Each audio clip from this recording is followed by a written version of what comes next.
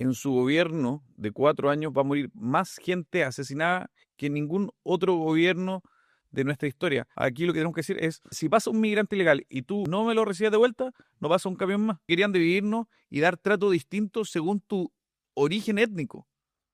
O sea, es un racista. Frente a todos los problemas que ha vivido este gobierno, siempre ha tenido que recurrir a las Fuerzas Armadas. La reconstrucción ha demostrado ser una muestra muy clara de lo incapaz que son. O sea, en más de un año no han hecho lo que Piñera hizo en pocas semanas, como el embajador de Chile en España. Una vergüenza. Y premio de consuelo para la Paula Narváez, y premio de consuelo para Beatriz Sánchez, y premio de consuelo para Fernando Atria. Aquí hay una suerte de verdadero lobby de los chinos en donde está el Partido Comunista. Cristian Araya, diputado del Partido Republicano, muchas gracias por haber venido. Muchas gracias por la invitación. Y bueno, me gustaría que partamos con el tema de seguridad. Me gustaría que dieras un video de Gabriel Boric sobre sus conclusiones de las consecuencias que ha tenido su gobierno. Como presidente de la República, me he propuesto como meta reducir los homicidios que han venido al alza en nuestro país desde el año 2016. El año pasado, los delitos con resultado de homicidio disminuyeron en un 6%. ¿Qué opinión tienes tú de estas declaraciones? A ver, claramente el presidente de la República no entiende que vivimos la peor crisis de seguridad de nuestra historia. En su gobierno de 4 años va a morir más gente asesinada que en ningún otro gobierno de nuestra historia. Claramente la desconexión es total, no hay un sentido de urgencia y se busca tratar de maquillar las cifras. Hoy la cifra dura es que las muertes durante los 3 primeros años superan las 3.600 personas. Este año nuevamente vuelve a aumentar de forma significativa. Yo creo que aquí, más que tratar de esconderse en una alteración o una forma de maquillar la cifra, yo creo que lo que tiene que hacer es entender que es el presidente de la República, la principal autoridad del país, y que tiene que ofrecerle a los chilenos una hoja de ruta, una dirección frente a la crisis, y no tratar de seguir justificándose. ¿Y cuál, según tú, debería ser la hoja de ruta entonces? Aquí hay varias líneas de acción. Por un lado, el fortalecimiento de las policías. Por el contrario, lo que ha hecho Gabriel Boric, lo que él ha hecho es reducir el presupuesto con la rebaja en el Ministerio del Interior. Cerca de 3.000 millones de pesos menos va a percibir Carabineros de Chile, una cifra también de varios cientos de millones de pesos en el caso de la Policía de Investigaciones. En el caso de las Fuerzas Armadas, anunciaron una reducción de cerca de 16.000 millones de pesos en el caso del Ejército, de cerca de 11.000 en el caso de la Armada y un poco inferior en el caso de la Fuerza Aérea. Claramente eso es lo que no hay que hacer. Por el contrario, hay que fortalecer a nuestras fuerzas de orden y seguridad, a Carabineros de Chile, a la PDI, a Gendarmería y a nuestras Fuerzas Armadas. El descontrol fronterizo hoy nos tiene en una situación muy grave de una vulnerabilidad absoluta, donde sicarios ingresan al país, asesinan y se van, ingresan armas y drogas y no tenemos capacidad de respuesta. Creo que va en la dirección opuesta a lo que está haciendo el presidente Boric al reducir los presupuestos. Tampoco ha hecho grandes medidas en materia de darle mayores facultades. La ley Naín Retamal salió en contra de la voluntad del presidente Gabriel Boric. Esa es la realidad. La ley más importante en materia de seguridad de este gobierno fue contra la voluntad de Gabriel Boric. La ministra Toá la trataba de la ley de gatillo fácil. La ley de usurpaciones, que otra ley tremendamente importante en materia de seguridad, fue vetada por el gobierno. La ley de reglas de uso de la fuerza está trabada en el Senado. Y el gobierno lo único que ha hecho es tratar de ponerle trabas al actuar de las policías y las Fuerzas Armadas. Yo creo que eso es exactamente lo que no hay que hacer. Y para qué hablar a nivel penitenciario, que en realidad hay un desastre, estamos cada día más mal, y lejos de hacerse cargo, se llenan de excusas y no actúan. Y sus grandes anuncios con muchos bombos y platillos terminan siendo un fracaso, como fue la implementación de los usos inhibidores. Y justamente, yendo a temas penitenciarios, tú fuiste con una delegación del Partido Republicano a El Salvador. En materia carcelaria, ¿qué cambios implementarías en Chile? Nosotros podemos constatar en El Salvador que es real lo que dice el exdirector de Gendarmería, Cristian Alvear, que el que pierde el control de la cárcel pierde el control de la calle. Hoy el crimen organizado, el narcotráfico, tienen como cuarteles a los centros penitenciarios. Y ahí el Estado debe mostrar y desplegar toda su fuerza. Pero eso también va en la mano de un trabajo de inteligencia, de donde hay levantamiento. Es una muy importante fuente de información para saber cómo está operando, cuáles son los próximos planes de acción del crimen organizado. Y nada de eso hemos visto en Chile. Yo creo que ahí, por una parte, ver la experiencia de El Salvador en materia legislativa, donde la mera pertenencia a una organización criminal es sancionado. Nosotros hemos propuesto que, que el ser parte de una organización criminal parta con 20 años de cárcel. Así de sencillo. No tenemos que esperar a que asesine a alguien. Antes, si tú eres parte de una organización que tiene por finalidad el secuestro, el homicidio, el sicariato, la extorsión, inmediatamente 20 años de cárcel. Y después que se te vayan acumulando los delitos que hayas cometido. Yo creo que ese es un primer puntapié, junto con el trabajo de control de los centros penitenciarios, con normas estrictas, donde haya control efectivo. Yo he visitado muchas cárceles en Chile y no he visto en ninguna lo que vi en el Secot, donde había orden, donde había disciplina. Claramente eso no se vive en las cárceles en Chile y creo que es parte del problema. Un respaldo decidido a las policías. En El Salvador se mejoraron las condiciones laborales de las policías. Se hizo una revisión exhaustiva de los antecedentes de cada uno de los nuevos postulantes. Se sacó a los malos elementos, pero se les puso mucha plata para poder mejorar su equipamiento, su armamento, su capacitación y también sus condiciones laborales. ¿Y nos podrías explicar el plan de la frontera de José Antonio Kast?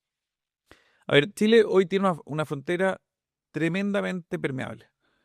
Tenemos un problema que tras el levantamiento de las minas antipersonales, no hubo ninguna inversión de los gobiernos posteriores para poder hacerse cargo de la frontera.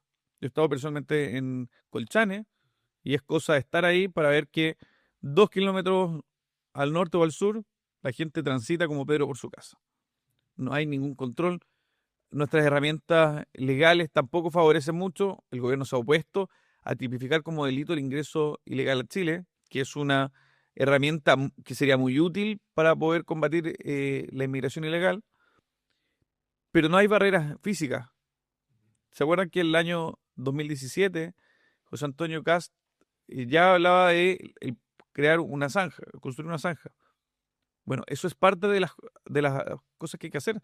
Zanjas, muros, vallas. Nosotros visitamos eh, la frontera de Hungría y ahí ellos han logrado poder contener el flujo migratorio, evidentemente con tecnologías, con drones, con vallas, con muros, con zanjas. O sea, aquí depende la situación. La frontera tiene muchas características muy distintas según a qué altura del país estemos. Cada una va a tener sus propias condiciones, pero es claro que hoy no hay ningún plan en ese sentido. Los puestos de observación fronterizos que hoy tiene desplegado el ejército constatan de que viene ingresando un inmigrante ilegal. Se coordina con carabineros y se le va a detener. Si en el caso de Perú no hay problema en general, lo reciben y vuelta. Pero en el caso de Bolivia, incluso en las últimas semanas hemos sabido de que no quieren recibirlo. Se firma un protocolo de parte del gobierno de Gabriel Boric con un gobierno que es tremendamente hostil con Chile. Chile debe tomar medidas y sanciones frente a la inacción o la facilitación, en particular de Bolivia, del ingreso de personas ilegales a Chile. Y frente a eso, no, vamos a firmar convenios que terminan en el papel, donde la pelota y el control lo tiene Bolivia. No, aquí lo que tenemos que decir es, si pasa un migrante ilegal y tú no me lo recibes de vuelta, no pasa un camión más. Y yo creo que en menos de una semana tendremos absolutamente solucionado el problema. ¿Y qué opinión tienes de las posturas que tenía antes el Frente Amplio en temas de inmigración ilegal, por ejemplo? Yo creo que Gabriel Boric y compañía fueron promotores de la inmigración ilegal. Señalaban que la inmigración era un derecho, que daba lo mismo si alguien venía con papeles o sin papeles. Y el resultado es que eso, que para algunos son palabras de buena crianza, que les permite poder quedar muy bien en los foros internacionales, que se pueden codear con un Macron o un Trudeau y que aparecen muy cool, lo terminan pagando los chilenos más pobres de nuestro país. Los servicios de salud colapsados, los servicios de todo tipo en un desastre. No hay matrículas para los niños. El ingreso de inmigrantes con antecedentes penales. O sea, yo creo que todo eso no lo vieron, no les importó. Yo creo que hoy tampoco les importa. Yo creo que lo que hay detrás es una suerte de repliegue táctico, es un maquillaje es para tratar de contener la presión social de que cuando van a cualquier centro comunitario, a cualquier población, a cualquier reunión en un barrio, la gente no les cree ni su cuento. Le dice, no, pues, si aquí el inmigrante ilegal le quita un cupo a mi hijo en el colegio. Y eso, un Winter, un Boric, un Ibáñez, no lo ven, no lo entienden, no lo sufren, y por eso sostuvieron lo que sostuvieron, y hoy es solo un maquillaje para tratar de aparecer un poquito más amistoso con la realidad o el dolor que está sufriendo nuestro país. El presidente Gabriel Boric también ha dicho, en el contexto del estallido social, que las barricadas, en el contexto de la lucha social, nos parecen legítimas expresiones de resistencia. A ver, lo primero es llamar a no creerse este cambio de opinión de Gabriel Boric. Gabriel Boric sigue siendo el mismo de siempre. Tiene un maquillaje, un adorno de haber madurado, reflexionado. Escuchaba a Pepe Out hace algunos días alabando esta transformación o esta maduración de Gabriel Boric y compañía. Pero no es cierto. Y no es cierto porque lo vemos permanentemente en cada una de sus decisiones. Lo vimos en su momento con los indultos. Luis Castillo era un criminal, un delincuente. Fue luego detenido por secuestro. Las pensiones de gracia, la misma historia. Ahora los nombramientos que vemos, por ejemplo, en el Ministerio de Seguridad, Seremi, que ningunearon a las policías, que respaldaron a aquel que le tiró una bomba Molotov a un carro policial intentando quemar vivo a carabineros. Claramente, esto no es un cambio de opinión. Gabriel Boric sigue siendo el mismo izquierdista de siempre, hoy con un boato, una forma un poco más, no sé si sofisticada o al menos un poquito más decente, es políticamente correcta. Busquemos el adjetivo que queramos. Pero en el fondo no ha cambiado absolutamente nada, porque por más que se trate de vestir de carabinero, lo cierto es que en sus acciones hace exactamente lo contrario. A nivel político, a nivel legislativo, le ha puesto trabas a todo el respaldo que requieren las policías. Como te lo comentaba hace algunos minutos, le puso trabas a la ley en retamal, le puso trabas a la ley contra usurpaciones, le pone trabas ahora a la ley de regla de uso de la fuerza, baja los presupuestos, va a su ceremonia ni siquiera con el mínimo de decoro. Entonces, y los nombramientos, una y otra vez, es gente que menospreció a Carabineros de Chile, a la Policía de Investigaciones. O sea, hechos, no palabras. En el país también existe la sensación de que muchos delitos quedan impunes. ¿Qué harías tú justamente para afrontar esta situación? Claramente, la impunidad es uno de los grandes problemas que hay en el país. Más del 90% de las denuncias que ingresan a la Fiscalía terminan archivadas, no se severa la persecución, y esto da cuenta de varios asuntos. Por una parte, la Fiscalía requiere más fiscales. No han hecho nada de eso. Y es algo que se tiene que cambiar por ley, por iniciativa exclusiva del presidente de la República. No lo ha hecho el presidente Gabriel Boric. Para poder mejorar la persecución, no solo se necesitan más fiscales, sino también más equipos y en particular policías haciendo funciones policiales. Yo creo que el gran problema es que nuestros carabineros y la Policía de Investigaciones hacen muchas labores administrativas y pueden dedicarle muy poco tiempo a la función policial, que es fundamental para la persecución. Hay un proyecto de ley que trató de anunciar con muchos bombos y platillos Gabriel Boric, pero que da cuenta un poco de cómo es solo maquillaje, pirotecnia legislativa, cuando abordan el tema de seguridad, que el título señalaba una coordinación o mejor definición de las funciones de las policías. Entonces hasta ahí todos podemos estar absolutamente de acuerdo. La especialización de las policías, una mejor coordinación, evitar el traslape de funciones. Por supuesto, viendo el texto, eran solo declaraciones. Era un texto solo declarativo de deberán coordinarse en la medida de lo posible, siempre y cuando puedan, dependiendo de las circunstancias, tendrá que evaluar, o sea, conceptos etéreos que dan cuenta que no hay dirección. Yo creo que es uno de los grandes problemas, la impunidad. La impunidad es el resultado de toda esta falta de personal, recursos, institucionalidad, dirección, preparación, estrategia. Si hoy día no hay estrategia, hoy día es una improvisación permanente. ¿Y cómo ves tú el Ministerio de Seguridad? ¿Tú crees que va a poder disminuir los homicidios? El Ministerio de Seguridad está condenado al fracaso. Nosotros votamos en contra en la Comisión de Seguridad. Yo personalmente me tocó estar en la discusión de este ministerio y tiene muchos problemas. En primer lugar, porque frente a una crisis de seguridad lo que se necesita es unidad de mando, una autoridad fuerte que dé dirección. Es exactamente lo que no es el Ministerio de Seguridad. El ministro del Interior es la autoridad fuerte del país. Lo lógico es que él reuniera todas las funciones en materia de seguridad.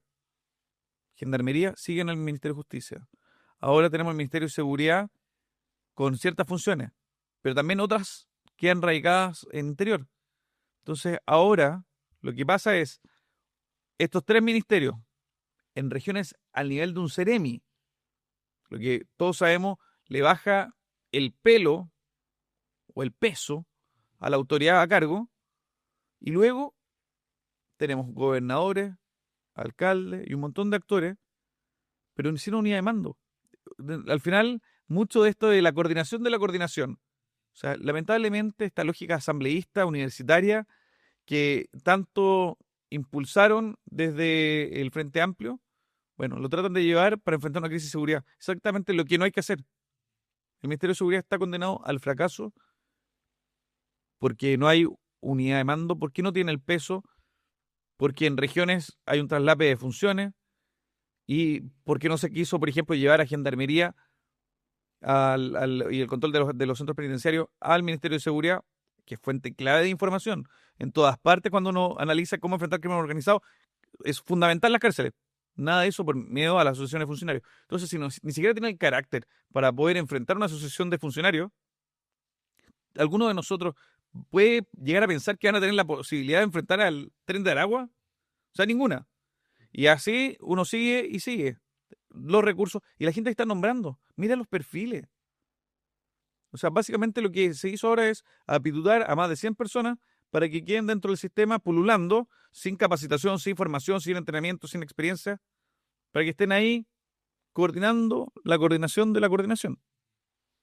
¿Y por qué tú creerías que José Antonio Kast lo va a hacer mejor en seguridad que alguien como Johannes Kaiser, Evelyn Matei o Carolina Toá? José Antonio Kast reúne la experiencia, los equipos y la preparación, el plan, la estrategia. Yo creo que es fundamental reunir todo eso con un ingrediente adicional, que es el carácter, que es la convicción de lo que hay que hacer, se tiene que hacer, independientemente de las críticas, independientemente del que irán, de las presiones por aquí o por allá. Yo creo que José Antonio reúne las características para liderar nuestro país, para poder dar el golpe a la mesa y decir, ¿sabes qué? Vamos para allá, enfrente a la crisis de seguridad se va a hacer esto. Y si uno empieza a revisar, ha ido abordando las distintas áreas que se requieren abordar a nivel fronterizo, a nivel migratorio, a nivel de los centros penitenciarios, de las policías. Yo creo que hay un plan completo. Yo creo que aquí está representado en la figura de José Antonio Kast un trabajo de mucha gente seria en materia fronteriza y en materia de seguridad. Está trabajando, por ejemplo, con el general Vial, el general Basaletti, que tiene una amplia experiencia, y yo creo que eso también ha fortalecido mucho. Se está trabajando con otras personas en distintos niveles, a nivel municipal. O sea, yo creo que ahí están los equipos para hacerlo, pero sobre todo la convicción y la firmeza de carácter que se requiere. Porque con autoridades timoratas no vamos a llegar a ninguna parte. Otro problema de seguridad que existe en Chile es el conflicto a la Araucanía. Me gustaría que diera las opiniones que tenía Gabriel Boric antes de ser presidente. Poder llevar adelante un proceso de reencuentro y reconstrucción de confianza, que es mucho más difícil. Quizás es un camino más largo, pero yo no tengo ninguna duda de que es mucho más fructífero y ubérrimo, porque tenemos la convicción de que el conflicto que existe entre el Estado-Nación Mapuche y entre el pueblo-Nación Mapuche y el Estado chileno se soluciona conversando, reconociéndonos los unos a los otros. ¿Sabe, diputado? El problema es que en todos estos años, violencia. En todos estos años, diputado Boric, ha habido instancias de conversación. Las puertas del diálogo siempre han estado abiertas. CONADI ha repartido miles de hectáreas de territorio para el desarrollo de las comunidades. Rafael, y no se ha avanzado. Lo que se ha profundizado, me permite por favor contrapreguntarle, se ha profundizado en la violencia. Usted dice lo que ha pasado en el gobierno. En las últimas semanas, con estado de emergencia, los delitos violentos han disminuido en la zona y la gente apoya la presencia de los militares. Entonces lo que usted plantea es mantener a los militares permanentemente en la Araucanía. No, le estoy preguntando a usted, diputado. Yo no creo, a mí me importa lo que usted piensa también, es un ciudadano más.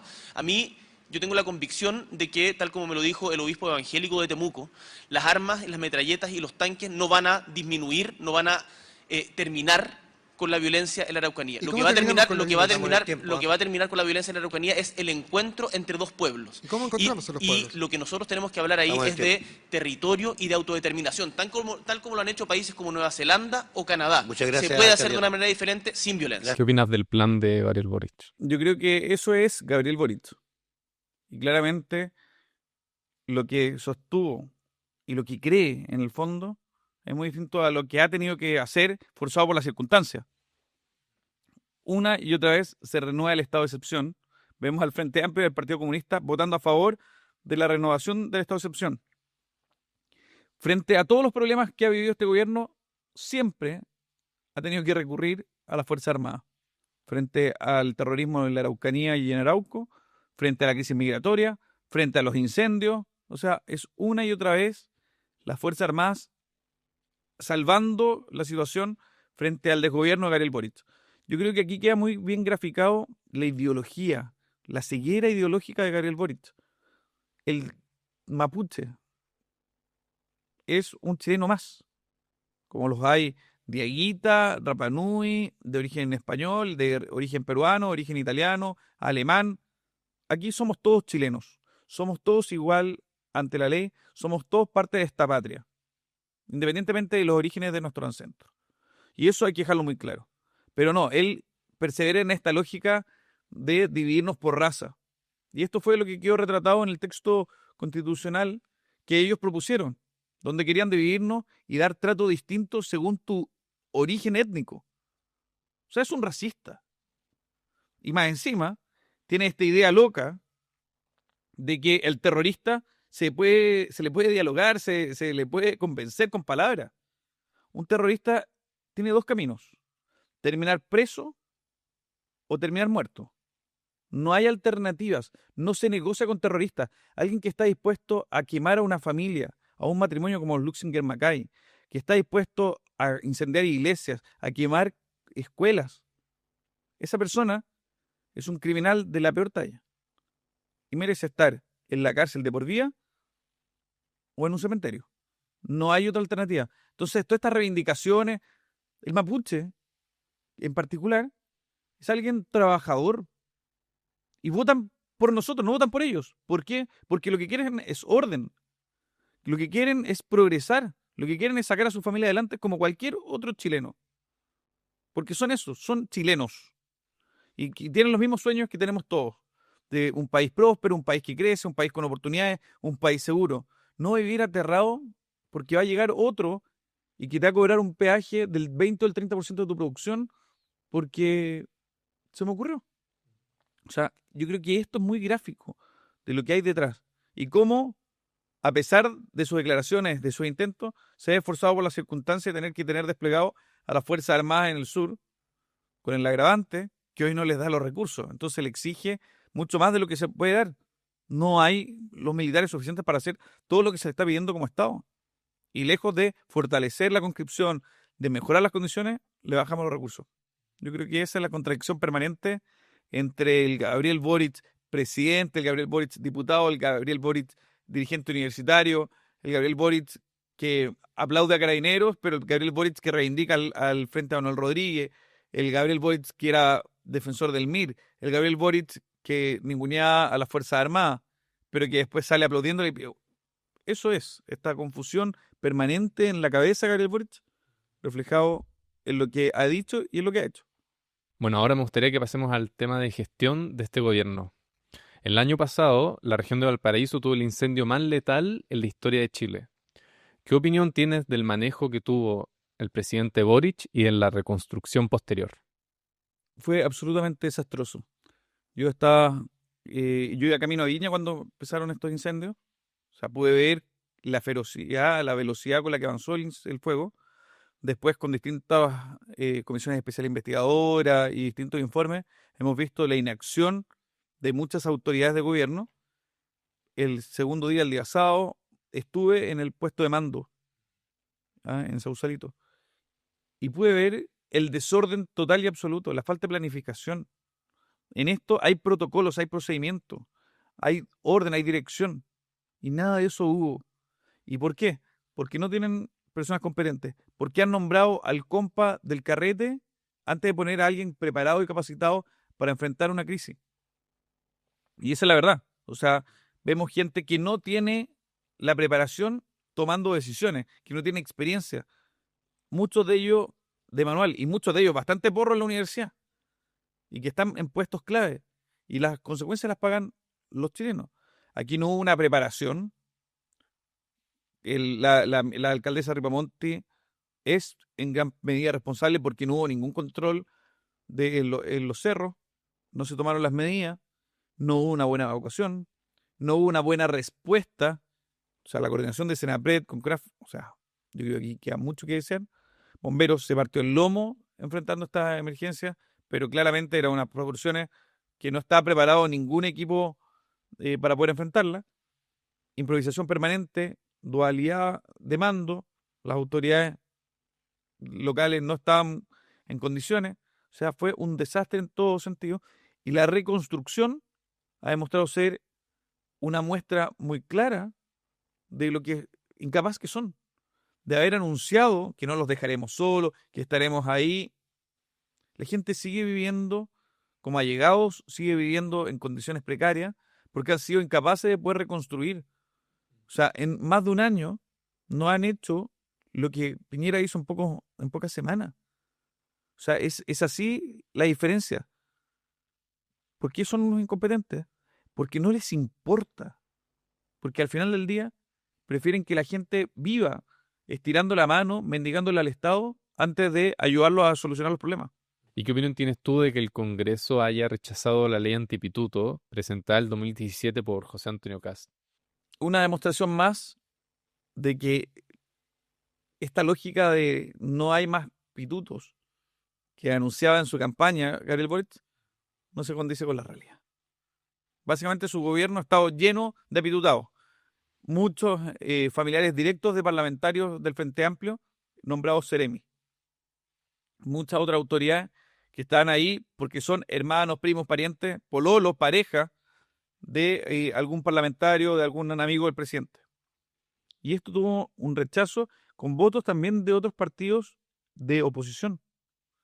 Porque al final del día quieren salvar el puesto de trabajo para algún pariente. De que hubo votos en contra, abstención. Incluso lo peor fueron los que salieron, los que no votaron.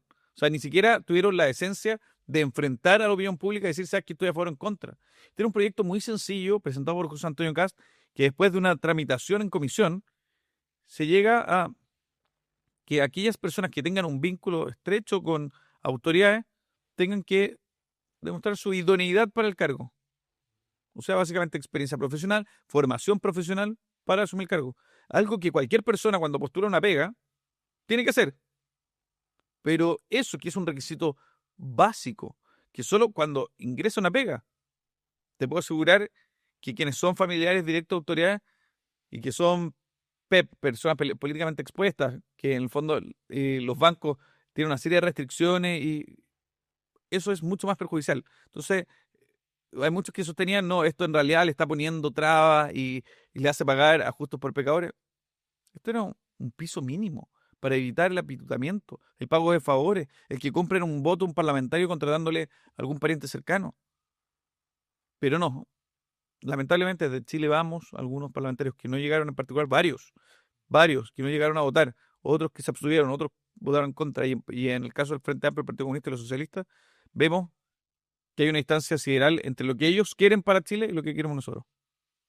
Esta semana también salió la noticia de que TVN cerró el 2024 con las pérdidas más abultadas en una década. Yo estoy convencido que TVN se debe privatizar. No hay ninguna razón para justificar que el Estado tenga un canal de televisión propio. O sea, así de sencillo. Segundo, demuestra la incompetencia de Francisco Vidal, que es bueno para todo, en realidad es bueno para nada. Lo nombran en uno y otro cargo como una suerte de comodín y que ha demostrado tener una gestión desastrosa. ¿Y por qué los chilenos tienen que pagar las teleseries? Para eso está la competencia y aquellas teleseries o aquellos matinales que mejor funcionen, que sean más atractivos, serán premiados con rating y serán los privados que están detrás de los canales los que lo resolverán financieramente. ¿Por qué nosotros, todos los chilenos, tenemos que financiar un matinal, sueldos millonarios? Porque no están sujetos a todas las restricciones del sistema público en general. No, aquí sueldos millonarios, mucho superiores a los 10 millones de pesos, unos superiores a los 15 millones de pesos, que no son auditados, que solo por ser rostro. ¿Por qué? Bueno, y después nos preguntamos por qué Gabriel Boric se ha acompañado a tantas figuras mediáticas. Pero sí es un muy buen negocio, es un muy buen negocio para la izquierda, porque de esa forma mantienen muy contentos a ciertos rostros mediáticos para que después le devuelvan el favor en campaña.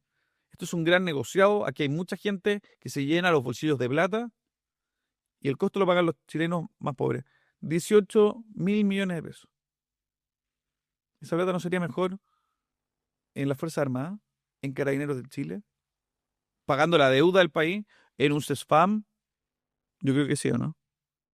¿Y qué opinión tienes tú sobre otras propuestas como el gas a precio justo o la empresa nacional del litio? Ha demostrado una y otra vez que estas ideas añejas que reivindican una y otra vez de que el Estado es un buen actor económico, se muestra una y otra vez que es un fracaso. Gas a precio justo. Nunca el gas, un balón de gas, había sido más caro. 500 millones de pesos tirados por la borda por el exministro Giorgio Jackson. O sea, no le bastó estar involucrado en los casos de Procultura, Democracia Viva, fundaciones en general. No, también se da el lujo de darse estos gustitos, estos caprichos. Y el resultado está a la vista. Un desastre, un verdadero desastre. Y que muestra una y otra vez el mal funcionamiento del Estado cuando tiene que enfrentar un desafío económico. Lo hacen mal, punto. ¿Y por qué tienen que pagarlo todos los chilenos? 500 millones de pesos más por la borda. Y así suma y sigue. O sea, ¿en qué se gasta la plata, Gabriel Boric? Gas a precio justo. TVN, Codelco, ENAP. Mal funcionamiento. Pero paga molla en sueldos millonarios para sus amigos, en embajadores, como el embajador de Chile en España, que es una vergüenza que no respeta ninguno de los protocolos que en diplomacia rigen. Pero es amigo del presidente.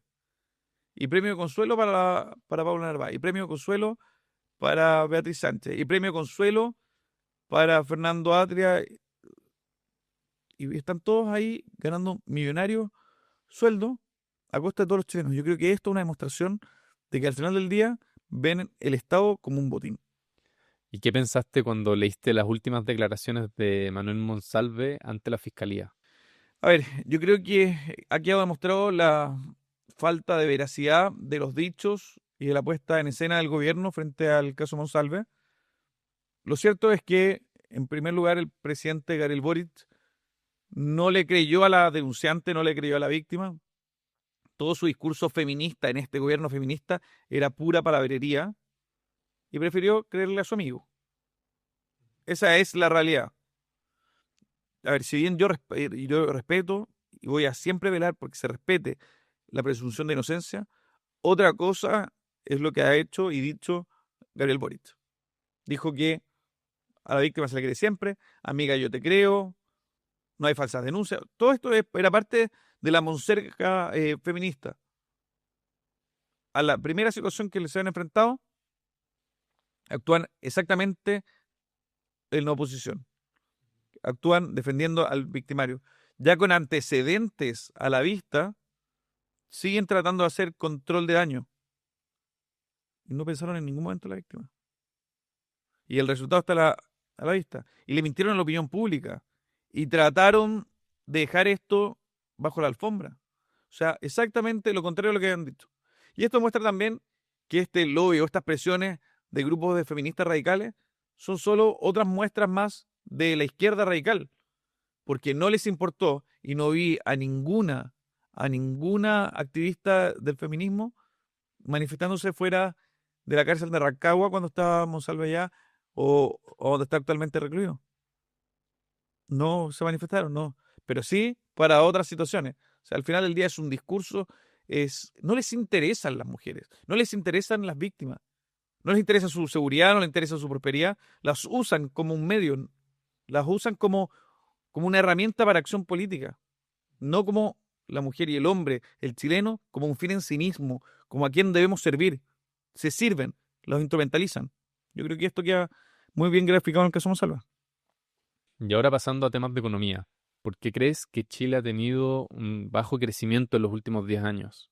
Cambio en las reglas, aumento del tributo, un sistema tributario que cada vez se complejiza más, incertidumbre jurídica, 2 procesos constitucionales. Eso lo dijimos una y otra vez.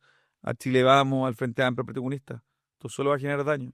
Los retiros, el aumento en la violencia, los frenos que se le han puesto a la economía, las trabas en materia laboral. O sea, se está haciendo exactamente lo que hay que hacer para trabar al país, para detener su crecimiento. ¿Por qué? Porque el discurso lo puede más. Tratar de sacar una ganancia económica pequeña puede movilizar a mucho más que a aquellos que defendemos el orden, que a aquellos que defendemos el progreso, que defendemos la libertad económica y que soñamos con un país más justo. Bueno, está esa tensión entre eso de populismo, entre esas trabas burocráticas, la permisología. O sea, desde la izquierda se ha creado toda una institucionalidad en la cual es más importante una botella de Coca-Cola del año 40 que la construcción de un edificio con viviendas habitacionales. Y eso termina costándole miles y miles de millones de pesos a los chilenos.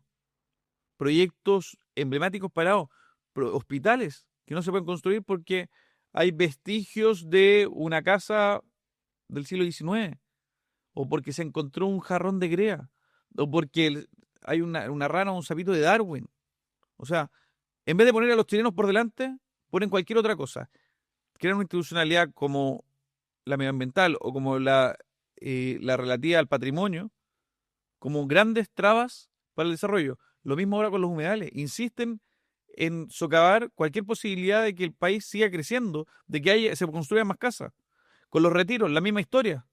O sea, destruyeron el sistema financiero. Están aportillando, atacando todos los aspectos para que el país se vaya al carajo. ¿Y qué reformas haría José Antonio Kast en materia económica? Ya, en primer lugar, reglas claras. Aquí hay 2 cosas que son fundamentales, reglas claras y seguridad. Eso es lo primero. No hay ningún país en el mundo que haya progresado o haya crecido económicamente sin reglas claras. Estas son las reglas. Y no las vamos a cambiar y vamos a bajar los impuestos y vamos a generar los incentivos para que las empresas puedan emprender y puedan crecer y puedan salir a conquistar nuevos mercados. Y seguridad. Eso es lo que se necesita. Obviamente hay un montón de medidas en materia económica. La reducción de impuestos, por supuesto que sí. Una reducción sustantiva de los permisos, de la burocracia. Rendición de cuentas del sistema público. Permisos que quedan en el limbo y si bien el plazo vence en 30 o 60 días, no pasa nada si llegan al 90, al 120. Y eso significa que aumentan los costos y los costos se traspasan a precio y el precio lo paga el consumidor final. Entonces, son esas medidas específicas que se tienen que implementar en el gobierno del próximo gobierno y en particular el que tiene la capacidad, la claridad y el carácter es José Antonio Kast. ¿Y qué opinas tú de los cambios de opinión que ha tenido Gabriel Boric, por ejemplo, en temas de tratado de libre comercio? Mira, veamos cuán ciertos son estos cambios de opinión. Yo creo que claramente no tienen idea, hablan mucho sin saber, y esto lo mismo pasó, por ejemplo, en seguridad con los estados de excepción, pasó lo mismo con el tema migratorio, pasó lo mismo, o sea, una y otra vez se repite el mismo esquema. Sí, los tratados, recordemos a quién nombraron en su momento a cargo de los tratados de libre comercio. Alguien que sostenía exactamente lo contrario, que era contrario a los tratados de libre comercio. O sea, ese fue el primer nombramiento de Gabriel Boric en relaciones exteriores. Entonces, vemos que parece madurar una cosa, pero hace otra. Se supuestamente mejora algo en el camino, pero hace exactamente lo contrario. Y después tienen la patudez de decir, es que no sabíamos. Oye, pero si no están en esto para improvisar. O sea, sus improvisaciones, sus errores, sus condoros, lo pagan los chilenos más pobres. Pero no han madurado y creen que siguen en una federación de estudiantes jugando a la política, jugando a gobernar. Ya lleva 3 años. Y es, después de Salvador Allende, el peor gobierno de la historia. Bueno, ahora me gustaría que vieras unas declaraciones de Iracy Hasler. Alguien que se dedica a publicidad para campañas políticas, desinteresadamente quiera poner en una municipalidad un árbol navideño, al menos nos suena sospechoso, ¿no le parece sospechoso? ¿No la hace pensar hacia atrás? No. No, nada. Es que todos los años alguien aporta un árbol de Navidad en ese municipio, entonces entremos a revisar todos los años quién aporta, por qué, y yo sí creo, Juan Manuel, que la gente puede querer que su trabajo esté expresado y que aporte a los niños y niñas de una comunidad, además del lugar más importante de nuestro país, como es nuestra Plaza de Armas. ¿Qué opinas tú? A ver, claramente Iracy Hasler trata de defenderse pateando para adelante. Lo cierto es que es impresentable lo que se ha develado, los vínculos y la influencia del gobierno chino en el municipio de Santiago y en general en el Partido Comunista. Aquí hay una suerte de verdadero lobby de los chinos en donde está el Partido Comunista. Claramente aquí hay una confusión de roles, hay situaciones bastante complejas que tienen que ser investigadas por el Ministerio Público y que se tiene que aclarar qué es lo que hay detrás de esto. Una cosa es un árbol de Navidad que uno podría decir, ¿sabes qué? No hay nada de malo. Pero hay también otros intercambios, hay otras solicitudes, hay otras preocupaciones. Hay intereses económicos en particular. Bueno, eso es lo que se tiene que aclarar. Yo creo que Iracy Hasler está en muy mal pie con el caso Sierra Bella, con lo que se está levantando en el municipio de Santiago, y esta arista del lobby comunista en favor de los chinos, yo creo que es algo que se tiene que investigar en profundidad. José Antonio Kast antes había dicho que quería eliminar el Ministerio de la Mujer y después se retractó. ¿En su gobierno lo va a eliminar? A ver, yo creo que hay que optimizar el funcionamiento del Estado. Y esto hay distintas formas de hacerlo. Algunas requieren apoyo legislativo, otras no. Por ejemplo, los biministros o un triministro creo que son alternativas fácticas mucho más plausibles para poder avanzar en una reducción del tamaño del Estado. En particular, el Ministerio de Desarrollo Social debiese incorporar otras carteras. Una de ellas, el Ministerio de la Mujer. Yo creo que es parte de lo que se tiene que ir consolidando para que haya un abordaje integral, para que se entienda no solo desde la lógica de la equidad entre hombres y mujeres, sino verdaderamente con todas los desafíos que puede involucrar el ser hombre o mujer en Chile. Yo creo que eso requiere una visión mucho más integral. Se tiene que avanzar, por ejemplo, en economía. Cuesta entender de cómo hay tantos ministerios separados. Ministerio de Obras Públicas debe estar junto con Transporte. Minería y Energía junto a Economía debe ser al menos un solo paquete. Y así un montón de otras carteras que hay que ir viendo cómo se van optimizando. Aquí el resultado final es que el Estado dé una mejor prestación hacia el chileno. Una mejor prestación a un menor costo. Porque ese costo son menores prestaciones. Entonces, en la medida que mejoramos el funcionamiento del Estado, todos ganamos. Salvo los operadores políticos, salvo los amigos de Gabriel Boric, salvo aquellos que pululan en torno al servicio público, no para servir, sino para ser servido. Yo creo que estamos frente a un desafío de mejorar el funcionamiento del Estado. Es un Estado que está obeso, es un Estado que requiere una operación importante, y yo creo que lamentablemente desde Chile Vamos se ha apoyado ideas que son negativas. El presidente Gabriel Boric el presidente Sebastián Piñera hizo crecer el Estado muchísimo, y eso significa más carga que la pagan los chilenos con su impuesto. Cambiando un poco de tema, hace unos días se cumplieron 34 años del asesinato de Jaime Guzmán. ¿Cuáles son las primeras cosas que se te vienen a la cabeza cuando se vuelven a cumplir un nuevo año desde su asesinato? Lo primero es pensar en las palabras del mismo Jaime frente al asesinato de Simón Llévenes, que la sangre de los mártires riega y hace fecunda la tierra en la cual se vierte. O sea, yo creo que Jaime Guzmán, 34 años después de su asesinato, sigue siendo un referente para muchos que no lo conocimos incluso, pero que sí hemos leído su pensamiento, sí creemos en su proyecto para Chile. Creo que Jaime Guzmán es una figura emblemática. Yo creo que la extrema izquierda pudo callar al hombre con balas, pero jamás su idea. Yo creo que Jaime Guzmán sigue muy vigente, y en el Partido Republicano muchos somos gremialistas que venimos de la universidad y que compartimos y seguimos estos ideales desde épocas muy tempranas en nuestras vidas y creemos que son las ideas que requiere Chile para poder seguir progresando y para poder recuperar su senda de desarrollo que con la influencia de Jaime Guzmán y muchos otros pudo avanzar como nunca en su historia. ¿Y tú crees que José Antonio Kast tiene posibilidades reales de ser presidente de Chile? Yo estoy convencido que José Antonio Kast tiene grandes posibilidades de ser presidente de Chile. Tiene la experiencia, tiene los equipos, tiene las ideas, tiene el carácter. Yo creo que Chile no se puede farrear un candidato de estas características. Tenemos una posibilidad tremenda para enmendar el rumbo. Yo creo que sería un tremendo error que no lo hiciéramos. Y por eso estoy absolutamente jugado por la candidatura de José Antonio. Cristian Araya, muchas gracias por haber venido. Muchas gracias por la invitación.